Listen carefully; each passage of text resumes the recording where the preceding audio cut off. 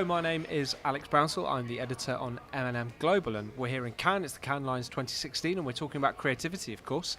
I'm here with Jon Gittings, the Chief Strategy Officer for the Americas at MediaCom, who's just hosted a cocktails and curations session looking at the winners of the titanium category over the last 5 or 6 years. And what were the big learning points that you had looking at all those case studies? I think there's one learning point that sort of sits out there above everything else, and that is actually how the entries since 2011, which is when we started looking at the titaniums, which was Bing and Jay-Z's Decoded, is actually how much simpler all of the work has become.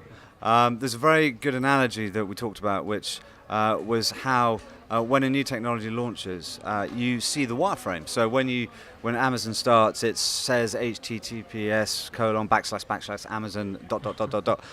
Gradually that becomes www.amazon.com. Yep. Then it just becomes Amazon. So over time, the sort of the technology disappears, and you're left with the brand and what it stands for in a very simple way. And that analogy we saw in the way the winners from 2011 evolved towards 2015. So at one end we had a relatively complex, still very creative, but a very complex scavenger hunt meets interactive game experience of Decoded, asking consumers to hunt for 350 pages of a book within Bing Maps. And it evolved through the next one we looked at, which you might actually have to remind me. What was the next one we looked at? Well, possibly Nike Fuel Bands. The Fuel Band, which again is a relatively detailed piece of technology, although some of the outputs were relatively simple, the way it moved content into your news feeds, for example. But by the time we got to 2015, the winner of the titaniums was Domino's Pizza's tweet and emoji. And then suddenly your pizza's there 30 minutes later. So we've gone from complexity and quite a heavy burden on the consumer to do a lot of legwork to the simplicity of an emoji, which has completely stripped out all of the friction in terms of the consumer interaction, actually the consumer purchase. Mm-hmm. I mean, I think what was quite interesting, that obviously there's an appreciation of the technology involved, but there was one category that I won't necessarily, I don't know, we can talk about it directly or not if you want, but one where there was an appreciation of huge complexity and technology involved, but a kind of why, and were the outcomes really worth the huge levels of effort? That's a really good point. And it's kind of comes back to that, just because you can doesn't mean you should. I think there was one entry which I think that question loomed quite large over, and that was the winner, I think, from 2014, which was The Sound of Honda.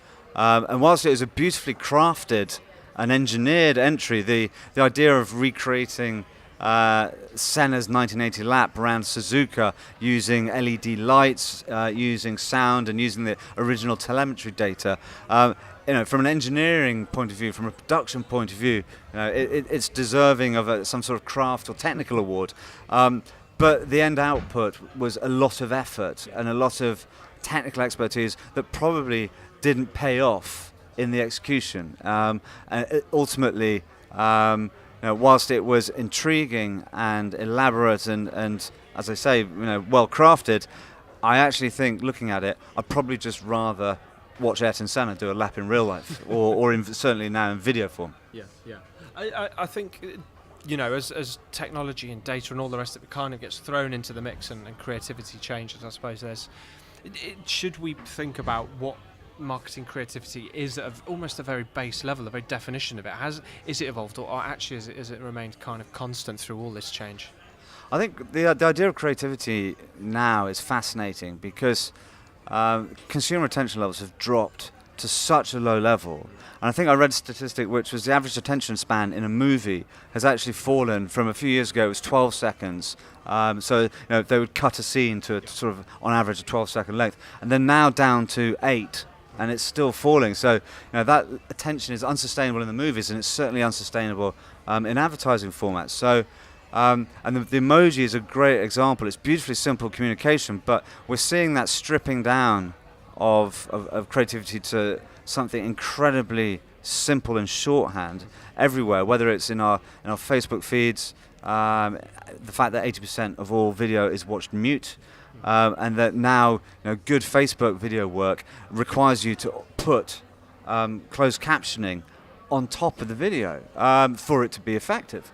And that's a big transformation from where we were even just sort of 5 years ago. So I think on the one hand we've got the challenges of micro levels of attention and what that means for where most of our content is distributed.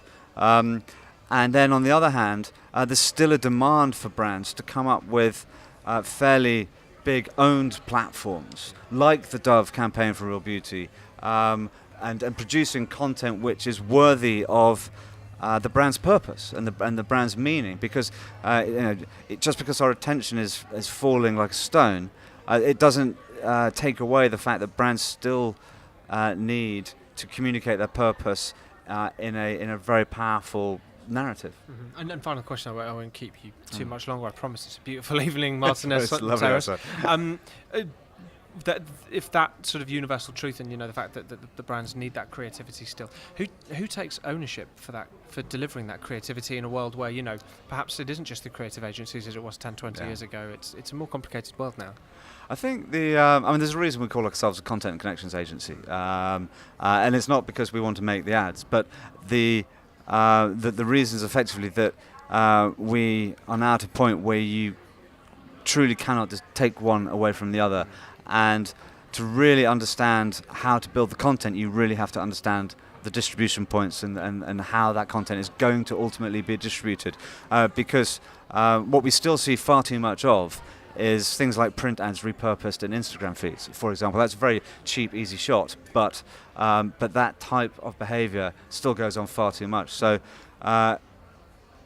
we call ourselves that really because it's about understanding what the content strategy needs to be, the distribution strategies, and how that impacts on the creative formats that need to be developed. You can't pull the two apart. So I'm not saying no one agency, I think, really takes ownership of it, but that whoever is making the content and whoever is building the distribution system need to be working closer than ever.